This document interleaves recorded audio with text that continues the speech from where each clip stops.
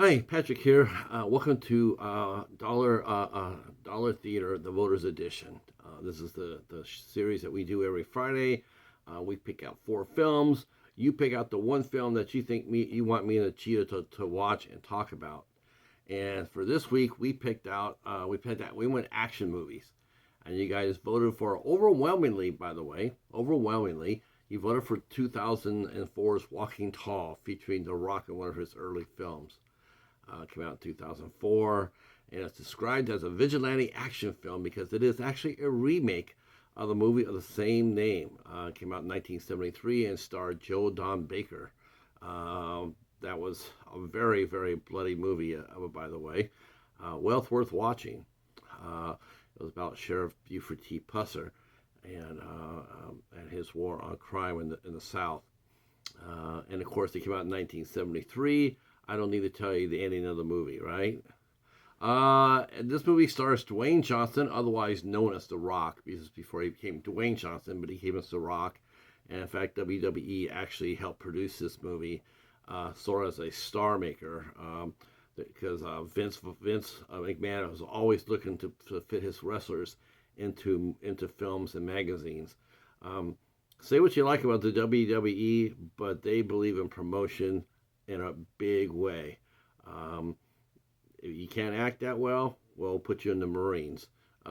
If you need some seasoning, we'll put you in another movie. A lot of wrestlers actually got their first movie roles with the WWE. The Rock plays Chris Vaughn, who's coming out of special forces. He served his country. Now he's coming back home to a small town in the Northwest. He comes up and he finds out really rather quickly that the town is not the same since he has come back. The mill that was running is gone. The town looks like just Meth City, USA. It's being run by a former friend of Chris's. He used to be a friend of his, but they've gone their different ways. Jay Hamilton now runs the town, and of course Jay is portrayed by one of our favorite actors here on my channel, and that's Neal MCDonagh. Neal MCDonagh is I've already talked about him before. He is he could be a leading man. He could be making a lot of money, but he is happy to do what he's doing. Character acting. He loves his wife. He does not do any romantic scenes on film because that's not who he is nor his characters. So he gets pigeonholed a lot as the bad guy, and he's damn good at it too. Damn good as a good guy. But in this one, he is our bad guy. So and the cast of this film, I got to tell you right now, is we're going to talk about that in a minute. The cast of this film is one of my favorites. Very, very fun. So basically, it's the remake. It's a bare bones story of the remaking of the town, taking back the town. The Rock finds out that his friend Jay runs the casino and pretty much every other vice in the town, and and after he sees that one of his friends gets cheated at the dice table, he sees what he does and calls him out on it, and that causes a big fight. And The Rock almost buys the farm right there because another one of our favorite actors wasn't so nice to him, but we'll get to him in a minute as well. So he gets really, really close to dying. He comes back, he recovers, and then he looks up an old friend of his named Ray Templeton. And Ray's been on the clean and sober for 14 months, and Chris says, I need some help. I'm not going to get it anywhere in this town other than you. So Ray says, okay, I'll help you out a little bit. Of course, they get into another fight. We find out the sheriff is very corrupt. He's in Jay's pocket, and so he arranges to have Chris once again arrested after Chris's nephew almost overdoses on meth. And Chris takes over his defense, and he clears his own name. The judge is on the up and up, and he clears his name, and he says that he's going to be running for office for the sheriff, and he wins overwhelmingly. He's very popular, so he wins overwhelmingly, and he when the old sheriff comes up and tries to vouch for his men, Chris fires them all. He fires them all. He knows that they're in Hamilton's pocket, and he fires them all. So now it's just a sort of like a two-man team. You have Chris here, and you have Ray, and they start making some inroads, including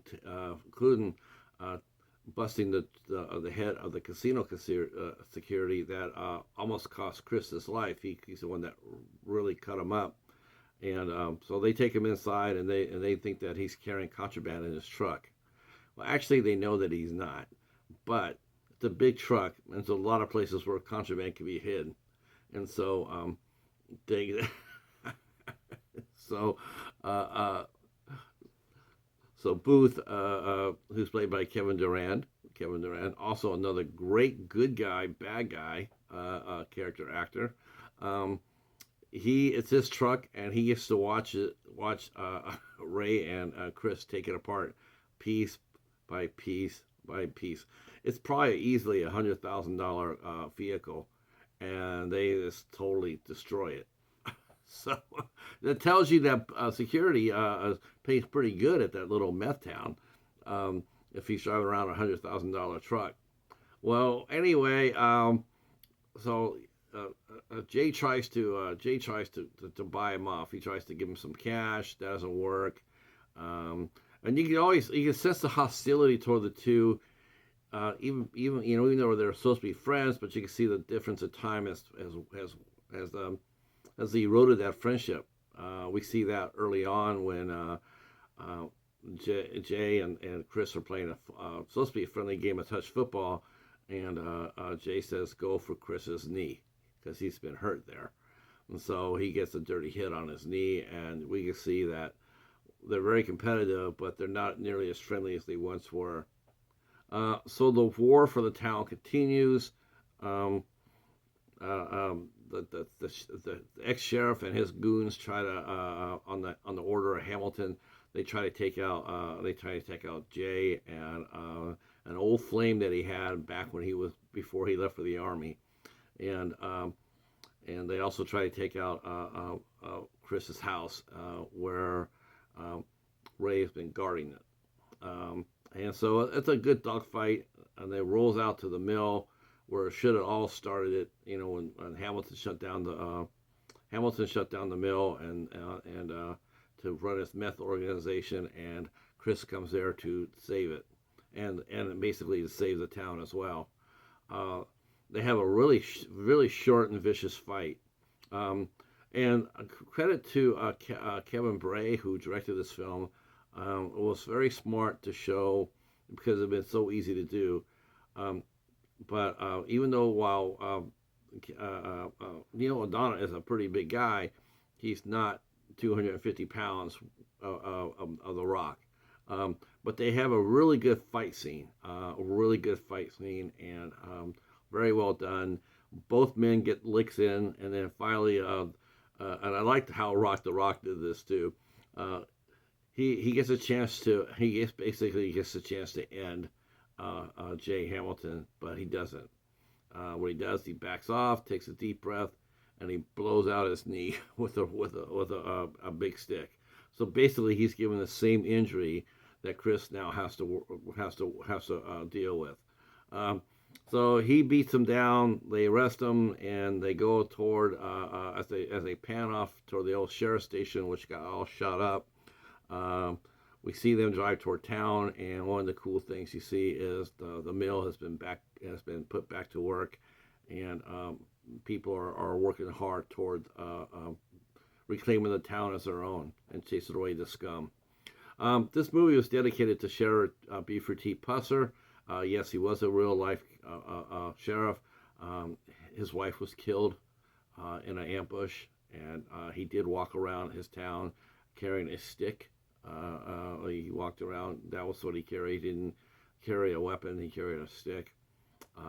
But yeah, This was one, like I said, this is one of The Rock's early efforts, and the cast that they gave him was just outstanding, which is really important when you're trying to make a star.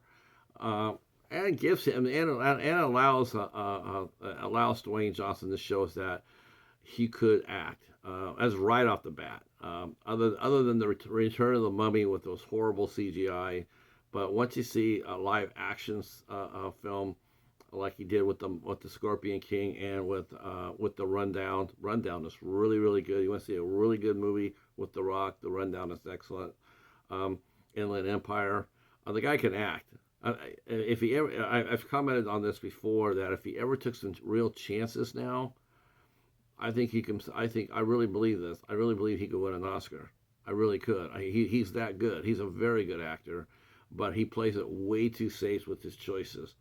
He can't be seen in a certain light, and quite honestly, we're sort of bored with that. The viewing audience, we're sort of bored with it. It's okay for you to go out there and be a bad guy, to be the movie Faster. That's a violent ass movie. That is a violent movie, but he absolutely shines in that movie, and it's okay for him to do something like that. I'm sure he had to be talked into doing that role. I'm sure of that, because most of the roles that The Rock does, he's always in hero mode. He's very rarely in bad guy mode.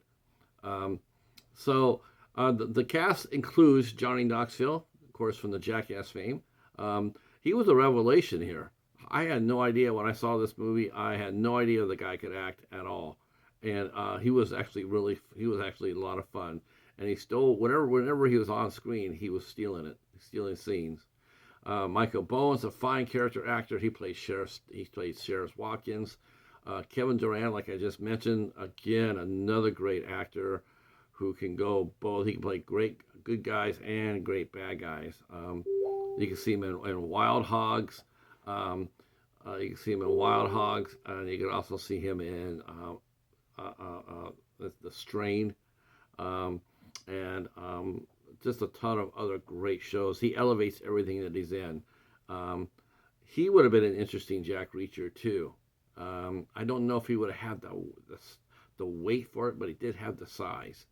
But he would have been interesting. It also features Ashley Scott, who at that time was pretty hot. Her star was on the rise back then, and she went on to do Birds of Prey, though it only lasted a year on the CW, which was a real shame. And then we see an early appearance by none other than Colby Smulders, who plays Maria Hill in the Avengers in the Marvel Cinematic Universe. So this is one of her early roles too, and she plays one of the really pretty girls working the cricket casino. This movie did pretty well for what it was. I mean, it's surprisingly fast.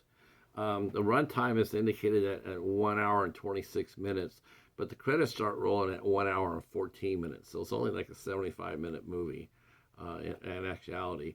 That might have been part of the reason why it did not do that well at the box office, because I do remember people coming out going like they were really sort of irritated that it was only an hour and 15 minutes long. People were not happy about that.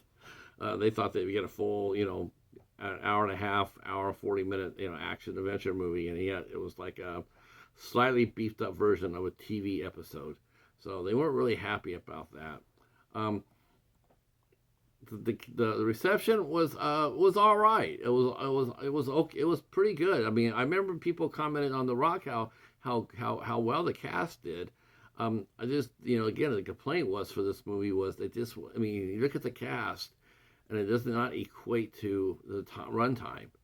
And this was a movie that did not have to really worry about a budget, even though the budget itself was a modest $46 million back in 2004. This is before the China market was opened up, so there was that. But it actually did about $57 million at the box office. And I can tell you this, it did a lot more at home video. Holy cow. I have seen this movie out in the wild so many times. So many times I've seen copies of this. Even today, I see copies of this and The Rundown and The Scorpion King. Tons of copies of movies made of those three movies. It did get a couple of sequels. They tried to make it into a sequel because the first two direct sequels did not star The Rock. It actually starred none other than Kevin Sorbo. And the sequels were Walking Tall: The Payback and Walking Tall: Lone Justice, and are direct to video. I have never seen a single one of these two movies out in the wild. Not one. Not one. Not saying that Kevin Sorbo's a bad actor. Like I said, I don't know how he did in this. I have a feeling he didn't do that well. He's good. He's good in westerns. So if they played it like a western, he might have done well. But if he played it straight, might have been a little wooden. But I liked this movie. I liked it. I thought it was a lot of fun. Like I said, the cast is stellar, and but I guess one of those movies you go back and you see one of The Rock's early efforts, and you come back to it now, and you basically see him playing the same role. The only thing that's really changed is that the fact now he's Dwayne Johnson instead of The Rock. But overall, he's playing a lot of the time. He's playing the same role. So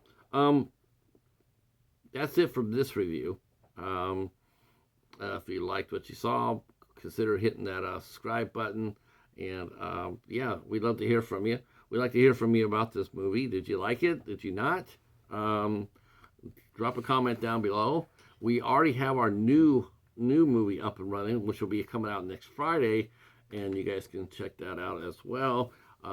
We went back to the Boneyard to get a Gamera movie. We're doing Gamera. Hell yeah! I love kaiju movies, right? So we picked out let's see, we picked out Gamera versus Gaius. We picked out Gamera versus Monster Z, Gamera versus the Deep Sea Monster, which is Zygra, and then we picked out I think we picked out Destroy All Planets. Come on, you can't go wrong with kaiju movies. So there's 1 of 4 there. You can check out my community tab. You can go over there and vote if you want to. I'm going to be refreshing that today. So if you want to go over there and vote for your favorite Gamera film of that multi-pack, hats off to Mr. Bones for sending that to me a couple of years ago. I've been enjoying watching it. I've actually watched all the movies on it already, but I'm enjoying talking to you guys about it. So one of these movies, Gamera, will be here next Friday. That's all I can tell you. I don't know which one, but I can only tell you that it will be Gamera. Gamera. All right. Thanks for watching. And if you're new to the channel, like I said, hit the sub button, and we will see you next Friday with Gamera. Peace.